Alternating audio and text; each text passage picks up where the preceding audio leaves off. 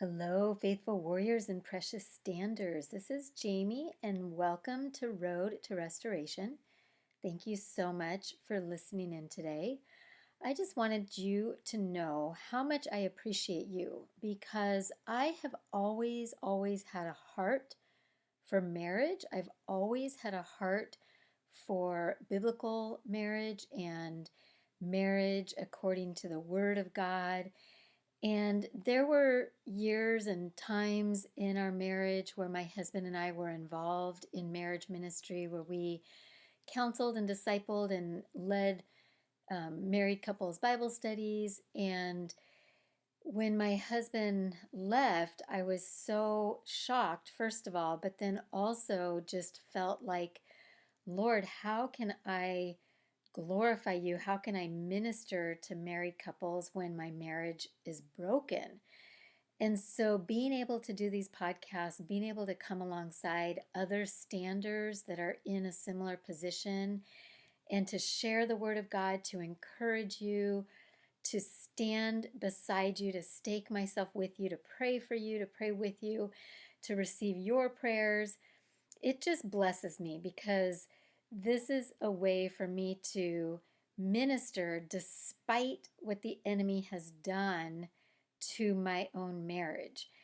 And I'm sure that you guys can identify in some ways, but I just want you to know that no matter where you are in your journey, in your stand, in your marriage, you can always be used by the Lord. The Lord can always use you. There's always somebody that you can pray for or encourage or share a verse with or talk to. There's always somebody that can glean from your experience, even if it's just a month, even if you're just a month into standing, you're a month farther than somebody else. So I just want to encourage you that just because you have a broken marriage right now or a broken relationship with your spouse does not mean that you can't be used for the kingdom of God. But I just wanted to pause and just thank you because the fact that you listen to my podcast, the fact that you make comments, the fact that you like my videos just really fills my heart and fills my cup. And so I just wanted to say thank you. Today, I want to talk about how we need to be expectant and not be comparing. Last time, I just briefly touched on how detrimental it can be to compare your journey with somebody else's, because when we start comparing ourselves to other people or other couples or other restoration testimonies or stories, it can oftentimes cause doubt to come in to our mind. And I want to focus on that a little bit more today. I also want to just touch on how we can be expectant instead of falling into the enemy's trap of being doubtful. We can be expectant. So, our theme verse today is Galatians 6:4, and it says, "Let each person examine his own work, and then he can take pride in himself alone and not compare himself with someone else." Now, this verse is focusing on and specifically talking about somebody's work, our work, but I really believe we can use this verse and this concept to really anything in life. And today we're going to use it when it comes to our stand. So, when we're going through this journey, it's so easy to get our eyes in the wrong place. It's so easy to watch what other people are doing. It's so easy to listen to testimonies and to think, gosh, they were restored after 9 months and it's been 2 years for me. Or she was restored after 7 years and it's been 10 years for me. That is so common, but it's not helpful. And when we start comparing ourselves to others, it's so easy for the enemy to cause us to doubt, because we can start to question our stand. We can start to question whether or not we heard God correctly, whether or not we're doing the right things or doing too much or not doing enough, whether or not our spouse is ever going to come home. And these are all tactics of the enemy to try to get us to doubt. And I know a couple weeks ago we talked about how the way the enemy can negate our faith is to cause us to doubt. And so we have to be extremely aware of any doubt that we're allowing to settle into our minds, any doubt that's creeping in, because that is the enemy's number one tactic to get us out of faith. And I want to go back to that analogy of the seed that I talked about, I think it was just last week, where there was that Chinese bamboo tree. And if you remember, I talked about how the Chinese bamboo tree, once it's planted, once that seed is planted, that seed needs to be watered and fertilized and nurtured for 5 years before it sprouts. 5 years, that seed sits underground and germinates before any growth is evident. And then the other comparison that I used with that were weeds, and how weeds can sprout within a handful of days after a rain. Weeds sprout up so quickly. Well, if we're growing a Chinese bamboo tree, and we plant that seed, and then we watch all the weeds sprout up, and our Chinese bamboo tree isn't showing any evidence of any growth, it can cause us to doubt. It could cause us to doubt whether or not that seed is ever going to sprout. And that's the way it is in our journey of standing. We may have been given a Chinese bamboo tree seed to plant. That might be more similar to our journey of standing than somebody else who has weeds, somebody else who's sprouting weeds. And when we remember that God knows exactly what we need, that God sees the beginning from the end, that God is working on us in the waiting, that there's purpose in it, that He's developing us, then our doubt will dissipate. Then our doubt won't be such a struggle. See, when God plants a seed, and the seed is a word from the Lord, it could be a dream, it could be a promise from Scripture, it could just be a knowing deep down in your soul. It could be a word of prophecy. Any one of these types of things can be a seed.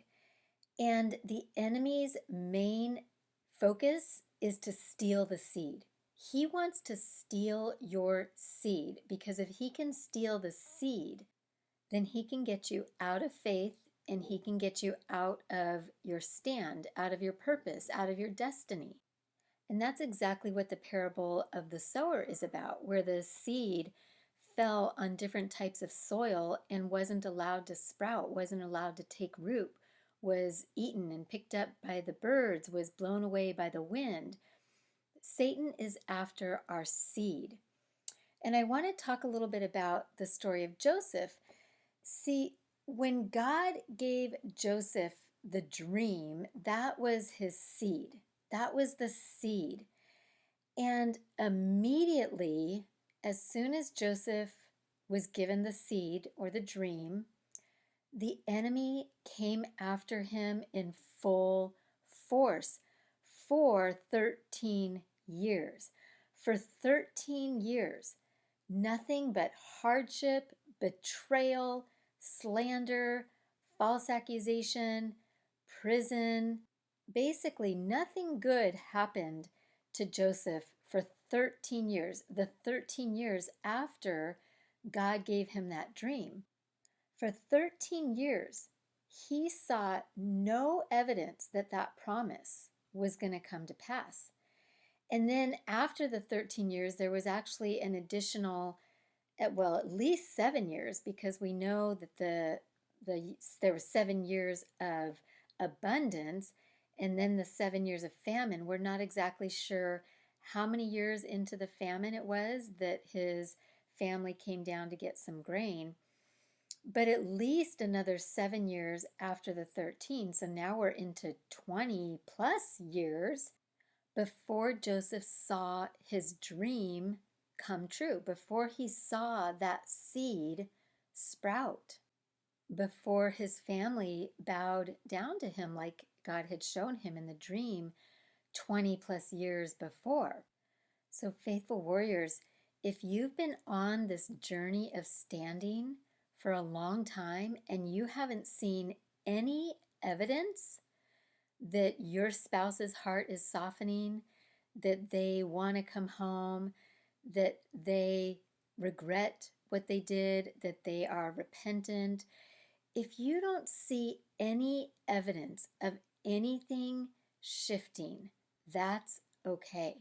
That doesn't mean that you didn't hear the promise or have a word from the Lord. That doesn't mean that you're in the wrong place or that you're not supposed to stand. That just means that that seed that God gave you hasn't sprouted yet. But it doesn't mean that it's not being watered. It doesn't mean it's not being fertilized. It doesn't mean that it isn't going to sprout. It just isn't the appointed time.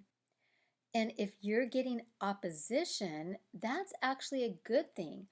Opposition is like confirmation that you're in the right place, because if the enemy is trying to oppose you to steal that seed so that it doesn't sprout, that means that you're actually in the place you're supposed to be.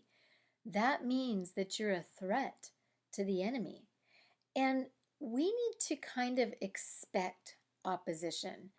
When God gives us a promise, when He plants a seed in our heart, we need to expect that the enemy is going to come against us. We need to expect opposition from our family. We need to expect it from our friends. I was listening to a teacher the other day who was talking about expecting persecution, and I want to just read to you what he said, because I just want to read this the way he said it. He said, "Expect persecution because your friends and family need to justify their ineffectiveness, because if it works for you, then they have no excuse. The easier thing to do is to criticize and to persecute others. So when persecution comes, it should be confirmation that you've heard the word, so hold on to it." Faithful warriors, if you're getting persecuted, if you're getting opposition, especially from friends and family, that is not a reflection of you. That doesn't mean that you heard the Lord wrong. That doesn't mean that that seed that He planted in you is a bad seed. That's a reflection of their heart.